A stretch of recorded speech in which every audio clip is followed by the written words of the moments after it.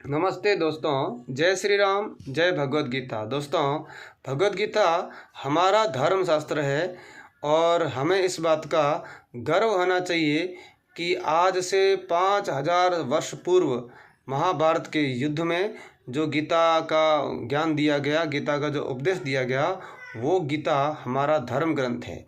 गीता में हमारे जीवन से संबंधित सभी जो ज्ञान है, जो पहलू है, वो छुए गए हैं। हमारा दायित्व बनता है कि गीता का एक श्लोक, आधा श्लोक, एक पाठ हमें रोज़ाना याद करना चाहिए, पढ़ना चाहिए, समझना चाहिए। इसलिए दोस्तों, आज गीता जी का एक बड़ा ही महत्वपूर्ण श्लोक मैं आपके लिए पेश कर रहा हूँ, गा रहा हूँ, समझें। वो गीता श्लोक इस प्रकार है दोस्तों। सर्वधर्मान् परित्यज्य मामेकं शरणं व्रज, अहं त्वा सर्वपापेभ्यो मोक्षयिष्यामि मा शुच।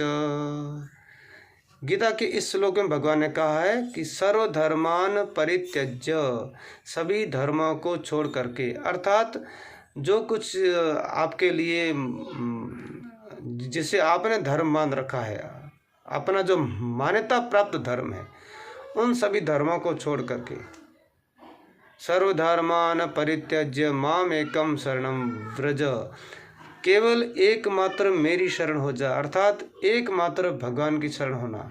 भगवान की शरण होने का अर्थ है उन भगवान को ही अपना सब कुछ मानना, कि हमारे जीवन में हम इस बात को महसूस करें कि हाँ, हमारे लिए जो कुछ भी हो रहा है, हम जो कुछ भी कर रहे हैं, वो भगवान की दया से ही हो रहा है।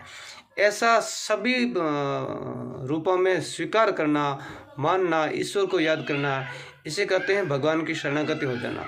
भगवान के नाम का जप करना और अपनी मेहनत करते हुए, पुरुषार्थ करते हुए और सब कुछ भगवान पर छोड़ देना कि सब कुछ आपके द्वारा हो रहा है काम, लेकिन फिर भी मानना यही कि भगवान के द्वारा ही हो रहा है, क्योंकि हमारा जीवन भगवान का ही दिया हुआ जीवन है।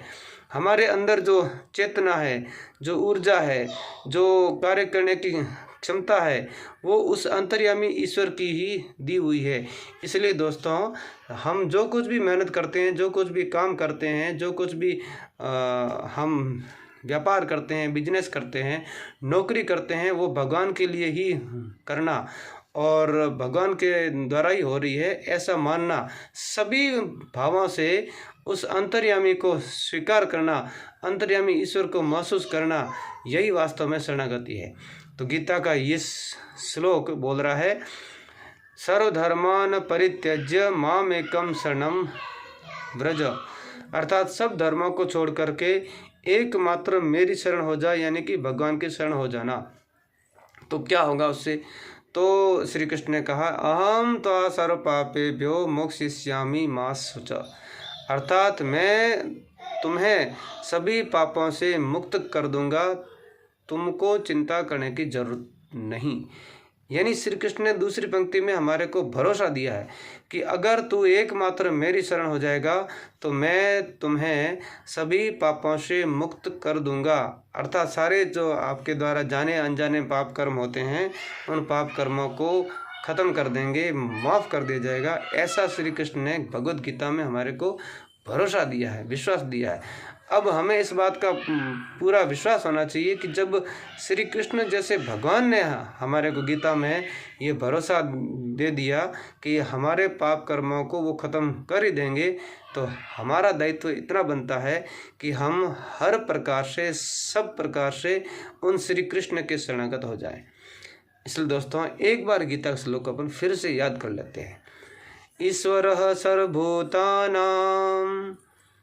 दूसरा श्लोक है, सर्वधर्मान् परित्यज्य मामेकं शरणं व्रज, अहं त्वा सर्वपापेभ्यो मोक्षयिष्यामि मा शुच।